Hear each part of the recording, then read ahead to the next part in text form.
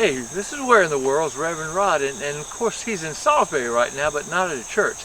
But I'm standing under this great shade tree right here. It's big enough for me to stand under, and on hot days like it is today, this is where I really want to be. But I've got a guy who can show you a little different trees than this right here.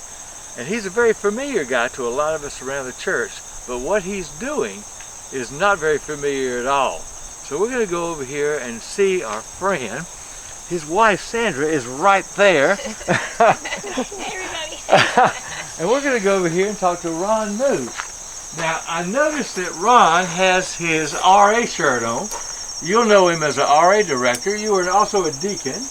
Yes, that's true. And have done a lot of things at the church. But you're doing something now that we have never seen you do before. I have never done this at the church. All right. That's true. Tell me what you're doing, Ron. Well, I've got this little tree. This is a little holly. And I am working on making a bonsai. A bonsai tree? Yeah. Right now it is a pre-bonsai. Get away, bug. Which has bugs on it. Uh-huh. But my goal, and I don't know if you can see it just yet. I've got to do a little work on it. And it's got to do a lot of growing, is to make it look like one of those big, large live oak trees. All right, so we've got a large tree, and this is the same. Now, how big will this tree grow if it just grows naturally? Well, holly trees can get, well, let's see, 30 foot tall. I'm looking at the one in the yard. All right. Easily 30 foot tall. So what do you do to make sure it doesn't get 30 feet? Well, the first thing, most important thing, is you grow it in a pot. Okay. And of course, this is not the pot it's going to grow in eventually. Uh-huh. That is the starting point, but you want to get down to something that looks more like this. Oh, now this is when I think about bonsai. This is what I think about, something like this. Yeah, this is what most bonsai is grown to be like, and that's the Japanese influence on bonsai. Bonsai originated in China. China and Japanese. Yeah, about the 9th century, I believe, the Japanese started doing it. They saw the Chinese were doing this, and they started growing them. And what the Japanese have done over the years is kind of refine it and develop their own style, which is a little different than the Chinese style. After World War II, a lot of the GIs who were stationed in Japan saw these in Japan and thought, hey, that's kind of neat. And they brought that interest back and began to grow their own. So in the 40s, 30s, 40s, they brought that back. And some of the Japanese Americans that had settled on the West Coast were already doing it. So those two groups kind of combined, and they began to develop trees, and they were, of course, modeling the Japanese style. Now you said before, this is a training pot? This is a training pot. The pot it'll eventually go into a real bonsai pot will be about half this size. My goodness. Not so much the tree in a little pot. Not so much the length and the depth, but the how deep the pot is. How wide and how long won't change, but the width. Now the root will be about the same. Something like that. I see very closely the roots that you can see in that bonsai, and then we'll look at some others also. This tree right here. Oh, look at the roots on that one. Yeah, this has some nice roots. And one of these days, I've got to repot it because it's pretty dry. That tells me that it's pretty well filled this with roots. The fact that I just did this and it didn't fall apart tells me it's got roots everywhere. Now you got big roots above the surface that you can see there, and then the smaller roots down here. The big roots anchor it. These little tiny white roots are the ones that actually feed it. They're the important ones. So the tiny ones are the important ones. What you will do, I got out my root rake, when you repot it, you'll take this to it, take as much soil off as you need to get it into the new pot. And when I repot this, it's going into a pot about this size. Because I want to grow it wide. I want to make it look like a live oak. Okay. So I want it twice as wide as it is high. Oh, I see. I don't think I'll get much higher than this. No, probably not. But it probably will get a little wider. And so it's going to need a wide pot to sit in. Right. But again, it's going to be about half the depth of this pot. I'm going to take about half the roots off. So bonsai is not so much a particular kind of tree. No.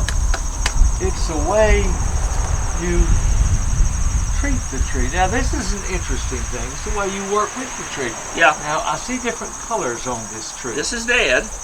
Okay. Dead wood. I stripped the bark off of it so you can see that it's dead. Now you call it dead, but I know Chinese is not that way. You don't call it dead. And what do you call that? Somebody who really knows about bonsai. Well, anyone that knows bonsai, and like I say, I've been doing this a year, playing around with it. I've known about bonsai.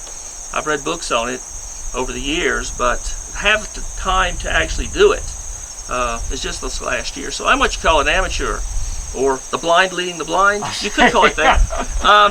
This is a branch that has died. We stripped the bark off of it. It's dead. It's called Jin. Jin. Which means dead branch. Yeah. And this is another Jin. Right along here where it goes into the trunk and is dead, we stripped the bark off and made this. You can see that really right down through there. Uh-huh. That is Shari. Shari. Dead spot on the trunk. Yeah. Shari Jin. And what it does is, and especially the way this one is growing, this is one of those junipers you plant in your yard to cover a spot. It's a ground cover juniper. That's all it is. That's a pretty big tree. They can get pretty big. It's about as big as it's probably going to get. In fact, I've got more foliage on it that I'll probably keep. Now, But, what happens when you have more foliage than you want to keep? Well, it'll grow. That makes it grow. Uh-huh. The leaves are what drive the growth of the tree, because that's where the photosynthesis takes place. Uh-huh. So the more green you've got, the more it's going to grow. After you do stuff like this to the tree, it's a balancing act. You know, you do not want to weaken it to the point it dies. So you got to leave enough foliage on it that it will stay healthy. I see. So you've got to work with the natural part of the tree, and then there is some things you've added to the natural growth of the tree, the wires and things. Tell us about the wires. Well, being that it's a ground cover juniper, it has a natural tendency, and you can see some of them doing it. It wants to flop. And I want to see the interesting movement of the trunk, so I've wired them up. And what I'll do, the ones that I think are needed, like I need this branch to kind of counterbalance the movement over here. So this will stay. This guy may go. I may make him into Jin.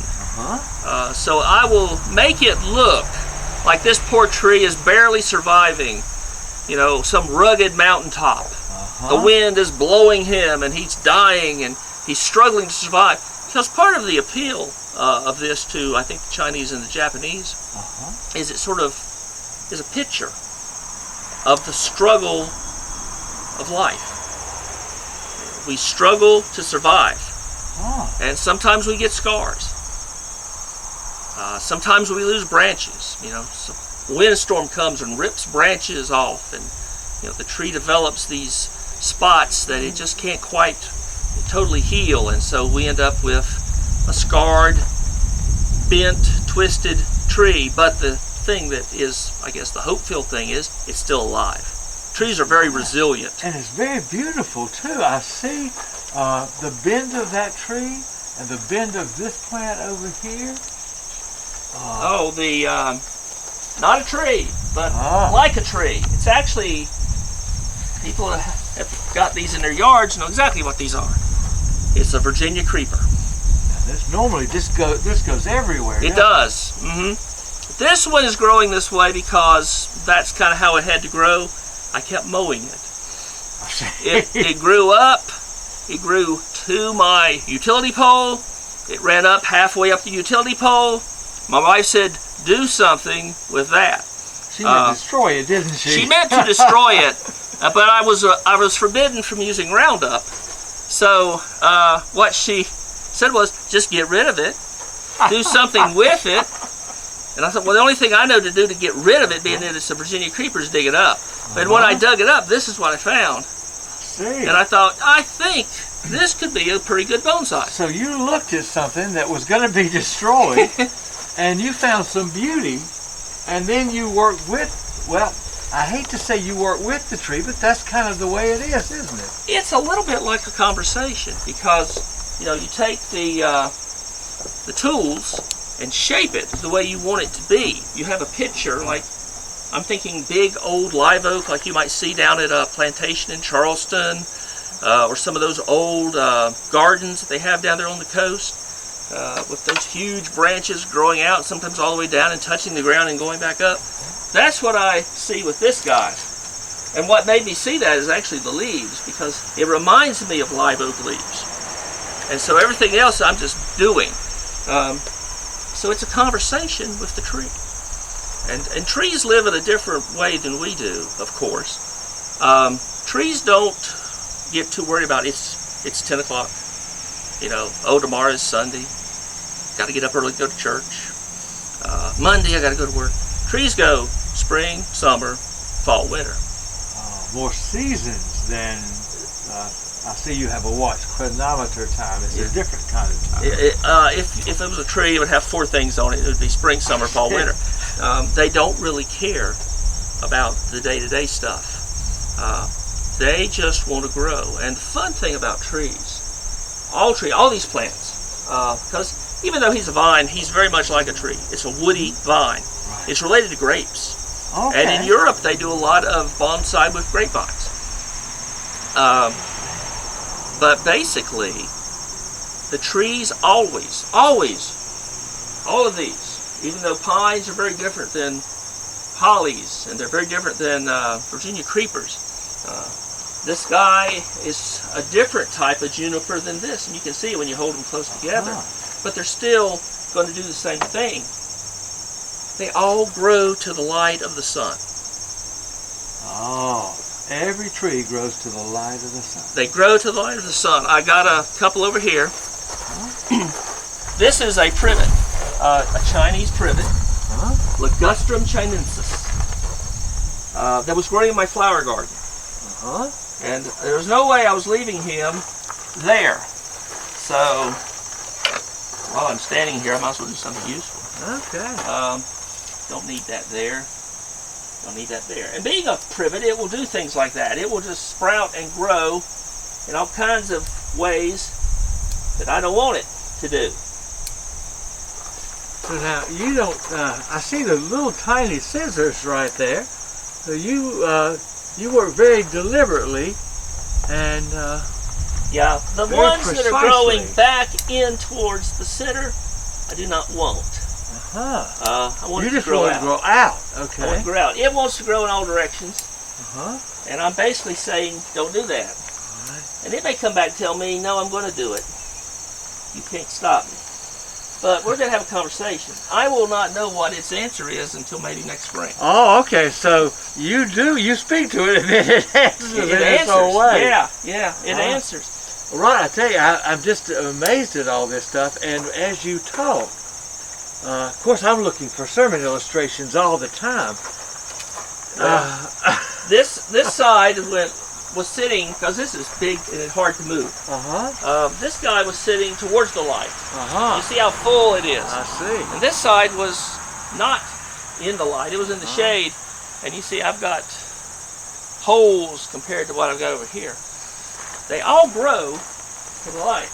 Okay. And it just got me to thinking, because one of the things about bonsai is a lot of folks talk about being meditative. I noticed that tool is one that you have out here. This is a good tool.